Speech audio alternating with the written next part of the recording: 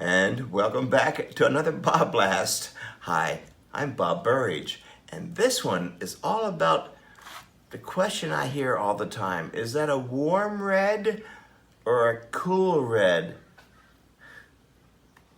I don't care, but I do want to show you why we ask that question. Because some colors will recede way into the background, and some colors come forward in a painting. Whether it's an abstract or something more recognizable. So if you know about the difference between a cool color and a warm color, you can kind of play more on that illusion, all right? It's really about the illusion of making something come forward. Darker colors and warmer colors tend to have us want to come forward. And the cooler, the blues, the greens, and the lighters of those colors tend to recede. Think of a mountain far away, more in the kind of the bluish kind of thing, right? And you're standing in the middle of the mountain and it's pretty dark, all right? So it has to do with value also. You can see here I'm working on this painting here. This is mostly all greens, monochromatic, but I have a lot of grays in there because I've mixed a lot of its complementary color into the green and a whole lot of white, which really pushes it back. So I'm doing this on purpose. On this one over here that you see next to me is I'm purposefully pushing the blue really far away and purposefully bringing the warm colors coming forward as if I were diving in the ocean of tropical fish or something like that. And I'm looking up and I'm seeing all the fish. So at least that's my vision for this particular piece. So I'm going to show you about warm backgrounds and cool backgrounds. It's something we all learn in art school day one, and I know I'm reminding you, you already know this stuff, but it's nice to be reminded. Let's get started.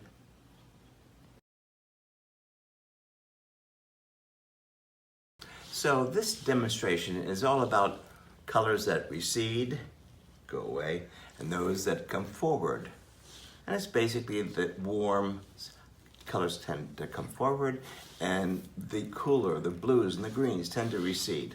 You know that stuff, but it's painting 101. But let me show you anyway. And I think you should make some of these charts for yourself in your studio and hang them up. They become some pretty great pieces of information on how to teach yourself to paint. So let's get started. I have here 2 sheets of Kilimanjaro watercolor paper, all right? And it's right out of this pad. You can tell by the holes here. So this is the Holbein Compost Blue number 1.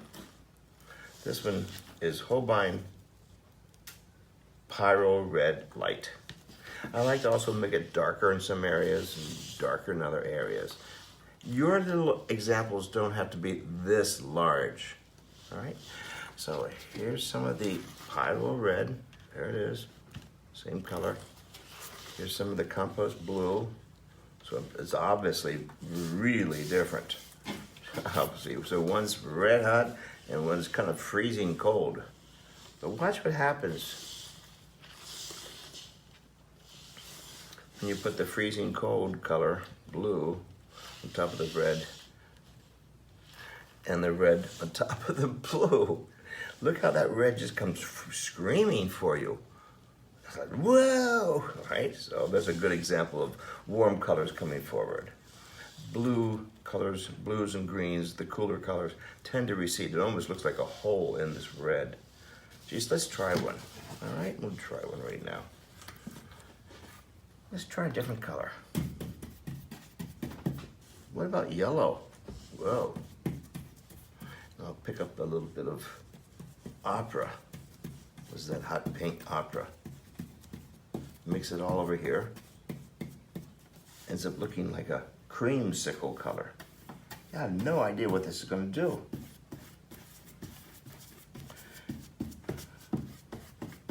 And so I make a whole lot of these and hang these in my studio. It's like, wow, what an incredible combination. Look at that. Look at that comes forward. Wow. Let's see what happens on top of the red. Somebody's got to come forward. Well, it looks like it's the orange and the yellowish coming forward too on this one. So you're still playing with what recedes, what doesn't. This is really painting 101, folks. It's fantastic. Now let's try a green on top of this. Here's my green. My green is my middle green.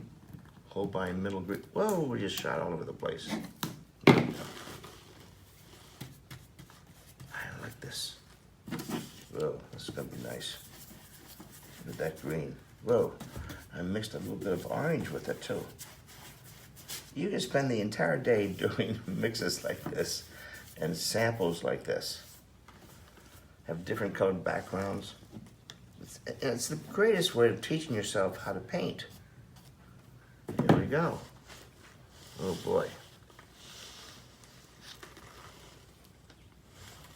Very, very fun. But also, notice in my colors, the background, I started dark and got lighter. So it can look like it's floating, right? Geez, I wonder what would happen. Complementary colors. Pretty interesting. The red still comes forward. Still comes forward. It also depends on the volume of color, like that I've just done. So now we have the yin yang kind of a thing going on here.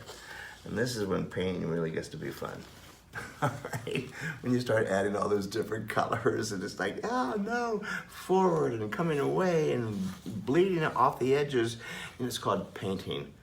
You don't read a book about this. You get into your studio and you try these different, almost freshman year art school projects. Do them every once in a while, folks. It will refresh your brain. It will refresh your brain. I hope you've had a good time with this one. Pass it on to your friends. Remember, warm and cool. Go have a great time and paint and use lots of water. Take care. I'll see you on the next BobBlast.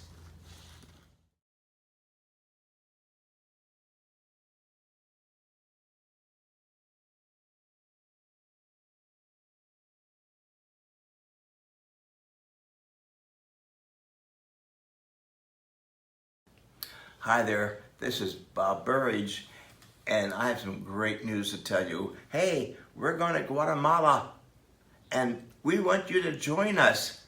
It's pretty easy. It's wonderful. I've done this before, and thank goodness I'm going back again. I just can't wait to do it. Think about the culture, the Mayan culture, the sculptures, the buildings, the peoples, their colors, their food, the haciendas. We are staying in great places, by the way, down there. And the people and the culture is all around us. I just remember being in one of the big open squares and my entire class was painting, and I looked up and it was the entire school let out just to surround us. The love and the companionship and certainly the colors. It was so inspirational. So I just wanted to invite you there again to sign up now, because you don't want to miss this opportunity. I cannot wait to get back there again. So go to my website, robertburridge.com. I'll see you in Guatemala.